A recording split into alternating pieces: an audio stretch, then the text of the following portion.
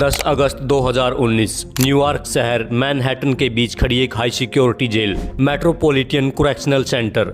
सुबह का समय, जेल के अंदर हर रोज की तरह गिनती शुरू होने वाली थी, लेकिन उस दिन कुछ अलग था। दुनिया के सबसे बदनाम अरबपतियों में से एक जेफरी एप्स्टीन मृत पाया जाता है, लेकिन असली सवाल यहीं से शुरू होता है। क्या ये सुसाइड था या किसी बड़े राज को हमेशा के लिए दफन करने की साजिश? 6 जुलाई 2019 एप्स्टीन को नाबालिग लड़कियों की तस्करी और शोषण के आरोप में गिरफ्तार किया जाता है। सन 2008 से लेकर सन 2019 तक कई बड़े बड़े नाम, सीक्रेट फ्लाइट्स, काले कारनामे और रहस्यमयी पार्टियों की काली परतें धीरे धीरे सामने आने लगती है और पूरी दुनिया हैरान रह जाती है कि आखिरकार इस नेटवर्क में कौन कौन शामिल थे। कुछ फाइलें आज भी सवाल बनकर खड़ी हैं, कुछ नाम आज भी छुपाए जा रहे हैं। वो सारे काले कारनामे, वो खौफनाक सच और वो नाम जिनसे जुड़कर ये कहानी बन गई दुनिया की सबसे रहस्यमयी फाइल। चलिए जानते हैं आज की इस वीडियो में पूरे विस्तार से। जेफरी एप्स्टीन का जन्म 20 जनवरी 1953 को न्यूयॉर्क शहर में हुआ था। वह किसी बड़े राजनीतिक या शाही परिवार से नहीं था।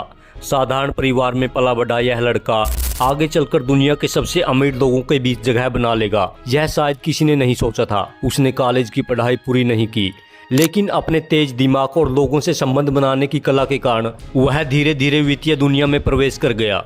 शुरुआत में उसने निवेश सलाहकार के रूप में काम किया और फिर धीरे धीरे करोड़पतियों और अरबपतियों का पैसा संभालने लगा। उसकी लाइफस्टाइल बेहद आलीशान हो गई। प्राइवेट जेट, न्यूयॉर्क में महल जैसा घर, फ्लोरिडा में हवेली और दुनिया के कई हिस्सों में संपत्तियां। धीरे धीरे वह समाज के ऊंचे वर्ग का हिस्सा बन गया और उसकी पार्टियों में दुनिया के प्रभावशाली लोग दिखाई देने लगे।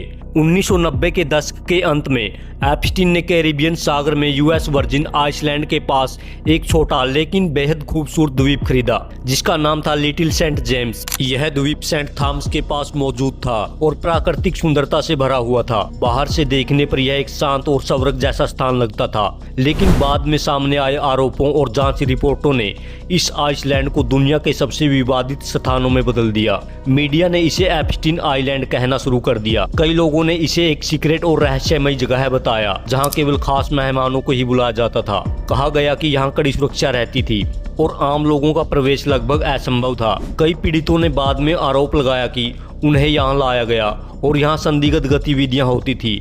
हालांकि यह भी महत्वपूर्ण है कि हर आरोप अदालत में सिद्ध नहीं हुआ और कई मामलों में जांच अभी भी विवादित रही। एप्स्टीन के पास एक निजी विमान था जिसे मीडिया ने लोलिता एक्सप्रेस नाम दिया। यह विमान दुनिया भर में उड़ान भरता था और फ्लाइट लॉग्स में कई मशहूर नाम सामने आए, लेकिन विशेषज्ञों और जांच एजेंसियों ने हमेशा कहा कि फ्लाइट लॉग्स में नाम होने का मतलब अपराध में शामिल होना नहीं होता। कई लोग सिर्फ बिजनेस मीटिंग या सामाजिक कार्यक्रमों के लिए यात्रा करते थे। इसी दौरान कई बड़े नामों की चर्चा मीडिया में हुई। ब्रिटेन के प्रिंस एंड्रयू पर आरोप लगे और उन्होंने बाद में कानूनी समझौता किया। पूर्व अमेरिकी राष्ट्रपति बिल क्लिंटन का नाम फ्लाइट लॉग्स में आया, लेकिन उन्होंने कहा कि उन्हें किसी अवैध गतिविधि की जानकारी नहीं थी। डोनाल्ड ट्रंप का नाम इसलिए चर्चा में आया क्योंकि वह एप्स्टीन को सामाजिक तौर पर जानते थे, लेकिन उन पर एप्स्टीन के अपराधों में शामिल होने का कोई सीधा आरोप साबित नहीं हुआ। भारत के प्रधानमंत्री नरेंद्र मोदी का नाम किसी आधिकारिक जांच या विश्वसनीय रिपोर्ट में एप्स्टीन केस से जुड़ा साबित नहीं हुआ, इसलिए ऐसे दावे अफवाह माने जाते हैं। एप्स्टीन के खिलाफ पहली बार सन 2005 में गंभीर आरोप सामने आए, जब कुछ लड़कियों ने पुलिस में शिकायत दर्ज कराई। जांच शुरू हुई और धीरे धीरे मामला बनता गया। सन 2008 में एप्स्टीन को सजा मिली, लेकिन लोगों को हैरानी तब हुई जब उसे अपेक्षाकृत हल्की सजा दी गई और जेल में रहते हुए भी उसे बाहर काम करने की अनुमति दी गई। इस फैसले की काफी आलोचना हुई और कई पीड़ितों ने कहा कि न्याय पूरी तरह नहीं हुआ।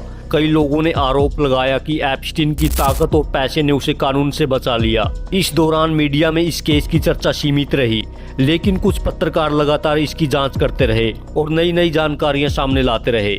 6 जुलाई 2019 को न्यूयॉर्क में एप्स्टीन को दोबारा से गिरफ्तार किया गया। इस बार आरोप बेहद संगीन थे, मानव तस्करी और नाबालिगों का शोषण। उसके घरों पर छापे पड़े और कई दस्तावेज व इलेक्ट्रॉनिक सबूत बरामद किए गए। मीडिया ने इस केस को सदी का सबसे बड़ा स्कैंडल कहना शुरू कर दिया, लेकिन कहानी ने अचानक एक रहस्यमयी मोड़ लिया जब 10 अगस्त 2019 को न्यूयॉर्क की जेल में एप्स्टीन मृत पाया गया। आधिकारिक रिपोर्टों के अनुसार उसने आत्महत्या की, लेकिन कई सवाल उठे। जेल के कैमरे उस समय काम क्यों नहीं कर रहे थे? सुरक्षा गार्ड निगरानी में क्यों नहीं थे?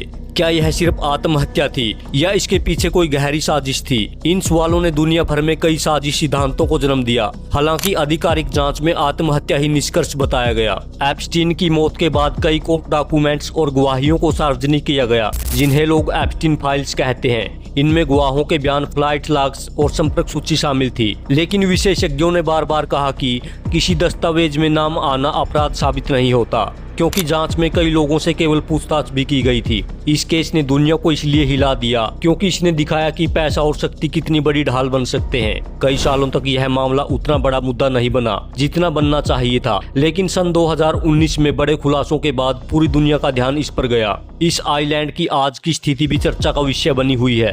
एप्स्टीन की मौत के बाद उसकी संपत्तियों को बेच दिया गया और कुछ इमारतों को तोड़ा गया। जांच एजेंसियों ने वहां से सबूत इकट्ठा किए और कई लोगों से पूछताछ भी की। इंटरनेट पर कई अफवाहें फैली कि वहां गुप्त धार्मिक अनुष्ठान होते थे या दुनिया की सरकारें इसमें शामिल थी, लेकिन इन दावों का कोई विश्वसनीय प्रमाण सामने नहीं आया। इस केस का सबसे महत्वपूर्ण हिस्सा वे पीड़ित है जिन्होंने सालों बाद हिम्मत करके अपनी कहानी दुनिया के सामने रखी। उनकी गवाही ने पूरी दुनिया को झकझोर दिया और न्याय व्यवस्था पर गंभीर सवाल खड़े कर दिए। मीडिया की भूमिका भी इस कहानी में महत्वपूर्ण रही। कई पत्रकारों ने सालों तक इस केस की जांच की और धीरे धीरे सच्चाई सामने लाते रहे। कुछ रिपोर्टों ने यह भी दिखाया कि किस तरह शक्तिशाली लोग अपने प्रभाव का इस्तेमाल करके खबरों को दबाने की कोशिश कर सकते हैं, लेकिन अंततः सच सामने आया और दुनिया को एक ऐसी सच्चाई का सामना करना पड़ा जिसने समाज, कानून और शक्ति के संबंधों पर नई बहस छेड़ दी। यह केस केवल एक व्यक्ति की कहानी नहीं था, बल्कि पूरे सिस्टम की कहानी बन गया, जिसमें पैसा, राजनीतिक और सामाजिक प्रभाव सब कुछ शामिल था। इस स्कैंडल से एक बड़ी सीख भी मिलती है। अंधी अमीरी और ताकत पर भरोसा करना कितना खतरनाक हो सकता है। कानून की कमजोरियां और सत्ता का दुरुपयोग समाज के लिए कितना बड़ा खतरा है। यह केस हमें सिखाता है कि पीड़ितों की आवाज को सुनना कितना जरूरी है और न्याय के लिए लंबी लड़ाई लड़नी पड़ सकती है। आज भी कई सवाल अनसुलझे हैं। क्या सभी दोषी पकड़े गए? क्या पूरी सच्चाई सामने आई? क्या एप्स्टीन अकेला था या उसके पीछे कोई बड़ा नेटवर्क था? दुनिया के सबसे ताकतवर लोगों से जुड़े एक रहस्यमयी आइलैंड की कहानी, गुप्त पार्टियां, बंद दरवाजे के पीछे होने वाली गतिविधियां और एक ऐसा नाम जिसने पूरी दुनिया को हिलाकर रख दिया। आखिर उस आइलैंड पर क्या होता था? कौन कौन लोग इस नेटवर्क से जुड़े बताए गए? डॉक्यूमेंट्री नजरिए से देखें तो एप्स्टीन केस आधुनिक इतिहास के सबसे जटिल और विवादित मामलों में से एक बन गया। इसमें कानून, मीडिया, राजनीति और समाज सभी की भूमिका दिखाई देती है। इस कहानी ने दुनिया को यह सोचने पर मजबूर कर दिया कि क्या शक्तिशाली लोगों के लिए नियम अलग होते हैं? क्या न्याय प्रणाली हमेशा निष्पक्ष रह पाती है? एप्स्टीन की कहानी केवल अपराध की कहानी नहीं, बल्कि सत्ता, लालच और इंसानी कमजोरियों की भी कहानी है। यह कहानी हमें याद दिलाती है कि किसी भी समाज में पारदर्शिता और जवाबदेही कितनी जरूरी है, और अगर इनका अभाव हो तो सबसे ताकतवर लोग भी कानून से बचने की कोशिश कर सकते हैं। अंत में यह केस एक चेतावनी बनकर सामने आता है कि सच्चाई चाहे कितनी भी छुपाई जाए, एक न एक दिन सामने जरूर आती है।